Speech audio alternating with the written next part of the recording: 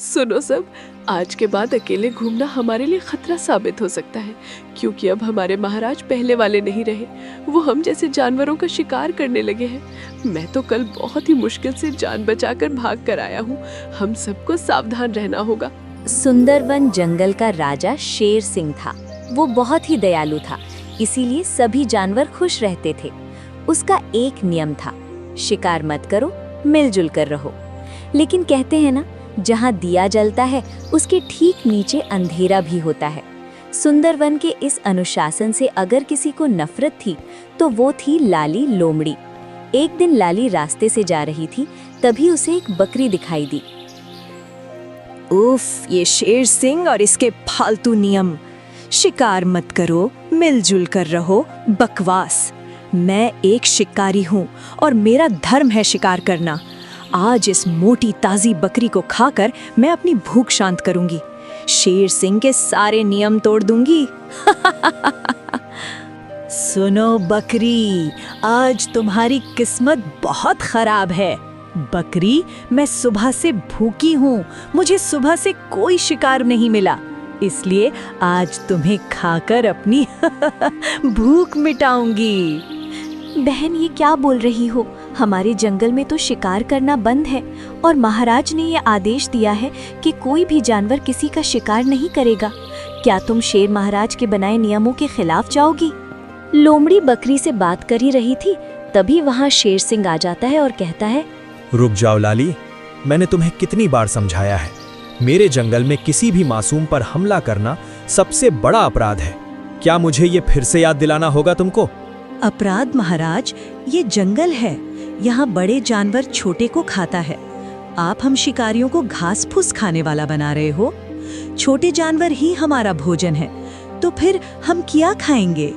जंगल का नियम पेट भरने के लिए है, क्रूरता के लिए नहीं। तुम्हारी नीयत में खोट है। मैं तुम्हें एक मौका और नहीं दे सकता। निकल जाओ मेरे जंगल से। अगर कल सूरज उगने तक तुम यहाँ दिखी तो वो तुम्हारा आखिरी सवेरा होगा। बकरी के सामने ही लाली को बेइज्जत होकर वहां से जाना पड़ा, लेकिन जाते जाते उसने पीछे मुड़कर शेर सिंह को देखा। उसकी आंखों में डर नहीं, बल्कि एक भयानक साजिश थी। सुंदरवन की सीमा के पार एक और घना जंगल था। यहाँ ना कोई नियम था और ना कोई राजा। यहाँ बस एक ही कानून चलता था, जिसकी लाठी उसकी भैंस। उस जंगल में एक शेर था, भैरव। वो अपने ही गिरोह के एक भेड़िए को डरा रहा था, क्योंकि भेड़िया ने शिकार में हिस्सा मांगा था। देख भाई, जहाँ सिर्फ उसकी चलती हैं जिसके पास शक्ति है, इसलिए तुम्हारे लिए यही अच्छा होगा कि तू यहाँ से चुपचाप निकल ले। थोड़ी ही दूरी पर लाली लोमड़ी ये सब देख रही थी। उसकी आंखें फटी की फटी रह गईं। वो शेर बिल्कुल शेर सिंह जैसा दिखता था। वही चेहरा, वही कद काठी, बस फर्क था थोड़ी सी आवाज का। अरे बाप रे, ये तो शेर सिंह का जुड़वा लगता है। अगर मैं शेर सिंह की जगह इसे बिठा दूं तो पूरा जंगल मेरी मुट्ठी में होगा। बस कैसे भी करके मुझे इसको पटाना होगा। लाली हिम्मत करके भैरव सिंह के पास जाती है और बोलती है, प्रणाम महाराज, आप तो बहुत ही शक्तिशाली हो महाराज। अरे ओ छमिया, तू कौन है और मेरे इलाके में क्या कर रही है?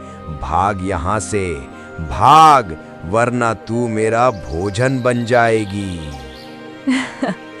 महाराज, भोजन तो मैं आपको ऐसा दूंगी कि आप उंगलियां चाटते रह जाएंगे। पास के सुंदरवन में एक राजा है, शेर सिंह। वो बिल्कुल आपका हमशक्ल है, लेकिन निहायत ही डरपोक। वहाँ जानवर इतने मोटे ताजे हैं कि पकड़ने के लिए दौड़ना भी नहीं पड़ता।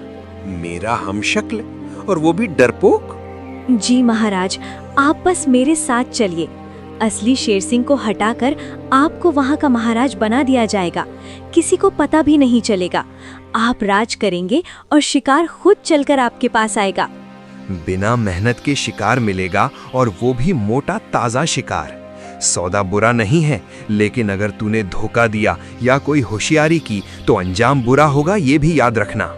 सुनो महाराज, यदि आपको ऐसा लगेगा तो आप मुझे जो भी सजा दोगे मुझे वो मंजूर होगी। यहाँ तो आपको छीना झपटी करनी पड़ती है, लेकिन वहाँ पर सब कुछ बैठे बिठाए आपको मिलेगा। ठीक है, फिर हम अभी निकलते हैं, चलो। दोनों वहां से सुंदर वन की ओर निकल पड़ते हैं और चलते चलते रात हो जाती है। दोनों नंदी के पास रुक जाते हैं। महाराज, आपको सबसे सही से घुलना मिलना होगा, जैसे शेर सिंह करता है। ये क्या नाटक है? मैं शेर हूँ, कोई नचनिया नहीं। ये सब तो करना ही होगा महाराज, बस कुछ दिनों की बात है। एक बार इस जंगल के महाराज आप बन जाओगे, फिर आपको कुछ करने की जरूरत नहीं। बस थोड़ा सा ही नाटक तो है, और किसी से गुस्से में नहीं बोलना, सबके साथ प्यार से रहना, बस फिर देखना क्या होता है। लेकिन मेरे सामने शिकार होगा तो क्या मैं उसे चख नहीं सकता हूँ क्या? महाराज, सब्र का फल मीठा होता है। चलिए, थोड़ा और इंतजार करना होगा। अब हमें ऐसा खेल खेलना होगा कि सबके मन में डर ही होगा।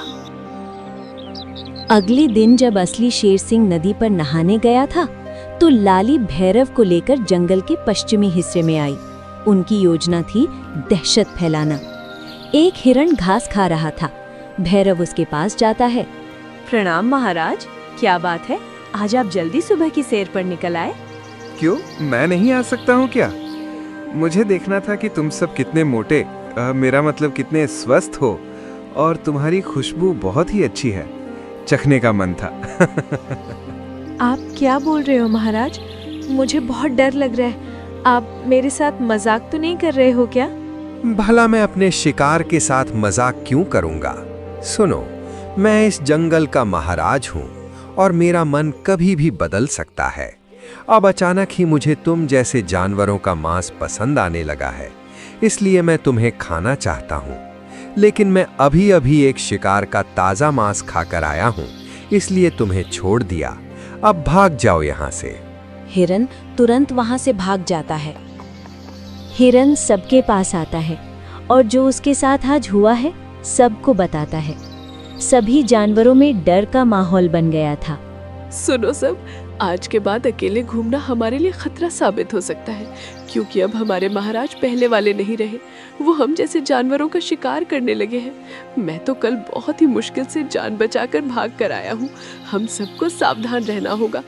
सबको यूं डरते देख भैरव और लाली दोनों बहुत ही खुश थे। अब उन्हें एक बड़ा शिकार चाहिए था, ताकि जंगल में डर पूरी तरह बैठ जाए। उनकी नज़र चमेली बकरी पर पड़ती है, जो उनके सामने ही घास खा रही थी। महाराज, वो पत्थर के पास ही चमेली बकरी है। आज इसे शिकार बना लिया जाए तो कैसा रहेगा महाराज? मन तो मेरा भी बहुत हो रहा है बकरी का मांस खाने को। रुको, मैं उसे अभी बुलाता हूँ। फिर भैरव चमेली के पास जाता है। प्रणाम महाराज, क्षमा करें महाराज, मैं घास खाने में व्यस्त थी, इसलिए मुझे आपका पता नहीं चला। और महाराज, ये लाली को तो आपने निकाल दिया था, फिर ये आपके साथ क्या कर रही है? चमेली, वो सब तो शेर सिंह ने नाटक किया था, ताजो कोई हम पर शक ना करे। अब सब नियम बदल गए हैं। हाँ चमेली, अब और मुझसे सब्र नहीं होता है, और बचा खुचा खाना मैं खाता नहीं हूँ। आज मैं बकरी का ताज़ा मांस खाऊंगा। नहीं नहीं महाराज, आप ऐसा नहीं कर सकते हैं। भला आप मुझे कैसे खा सकते हो? ये सब तो जंगल के कानून के खिलाफ है। नियम गया तेल लेने, मुझे भूख लगी है और अब मैं तुम्हें खाऊंगा। फिर भैरव बकरी को वही मार देता है, और ये सब एक छोटा बकरा देख लेता है, और वो सबको ये खबर बता देता है कि शेर महाराज ने चमेली बकरी को खा गया। और फिर सभी जानवर एक साथ मिलकर शेर सिंह की गुफा के सामने पहुंच जाते हैं। आप सभी एक साथ आज हमारे पास जंगल में कोई बड़ी मुश्किल तो नहीं आई जो आप सब इतने चिंतित हो? महाराज, आपको ये सब नाटक शोभा नहीं देते। कल आपने चमेली बकरी का शिकार किया और अब भोले होने का नाटक कर रहे हैं, जैसे कुछ पता ही नहीं। तुम सब ये क्या बोल रहे हो? मैं कल शाम से अपनी गुफा से बाहर ही नहीं निकला। हाँ, मुझे तो ये भी नहीं पता कि चमेली कहाँ है, और भला मैं क्यों चमेली बकरी का शिकार करूँगा? मैं तो खुद फल सब्जियाँ ही खाता हूँ। महाराज, झूठ मत बोलिए। मैंने अपनी आंखों से देखा, आप मेरी माँ को घसीटते हुए पुरानी गुफा की तरफ ले गए, और आपके साथ वो दुष्ट लाली लोमड़ी भी हंस रही थी। अच्छा, मेरे साथ तुमने लाली लोमड़ी को भी देखा? इसका मतलब है लाली किसी बहरूपिये के साथ मिलकर हमारे जंगल में शिकार कर रही है और उस बहरूपिये की शक्ल मेरे साथ मिलती है, इसलिए मेरा हमशक्ल होने का फायदा उठाया जा रहा है। लेकिन अब और नहीं, तुम सब मेरे पीछे आओ, मैं तुम्हें दिखाता हूँ कि सच क्या है। फिर सभी शेर सिंह के पीछे पीछे चल पड़ते हैं। सभी जानवर गुफा में जाते हैं। उन्होंने देखा वहां पर एक और शेर था, एकदम शेर सिंह जैसा, और लाली लोमड़ी भी थी। और शेर सिंह और भैरव दोनों आमने सामने खड़े थे। तो फल खाने वाले असली राजा को हमारे बारे में बड़ी जल्दी पता चल गया है। कोई बात नहीं, मैं तुम्हारा ही इंतजार कर रहा था। आज मैं इस फल खाने वाले राजा को हमेशा हमेशा के लिए आजाद कर दूंगा और फिर मैं ही तो सबका राजा रहूंगा। अरे मूर्ख राजा, वो नहीं जो प्रजा को डराए। राजा वो है जिसके पीछे प्रजा खड़ी हो। भले ही मैं फल सब्जियां खाने वाला हूं, लेकिन मेरे साथ पूरा जंगल है। तुमने एक निर्दोष और मासूम बकरी को बिना कारण मार दिया है और अब तू यहाँ से बचकर नहीं जा सकता है, क्योंकि तेरे पापों का दंड आज तुमको मिलेगा। और फिर दोनों में बहुत ही भयानक लड़ाई होती है और जिसमें भैरव मारा जाता है। तो देखा आप सबने, सब मुझे गलत समझते थे। कभी कभी वो सच नहीं होता जो हमें दिखाया जाता है। लाली ने एक बहरूपिये के साथ मिलकर मुझे बदनाम करने की कोशिश की थी। इस लाली को हमेशा के लिए इस गुफा में ही कैद कर दिया जाएगा ताजो इसको पता चल सके कि किसी की जान कैसे ली जाती है। अब आप सब बिना डर के कहीं भी आ जा सकते हैं और उस बकरी के बच्चे की हम हमेशा रक्षा करूंगा और आने वाले समय में वो हमारा मंत्री बनेगा।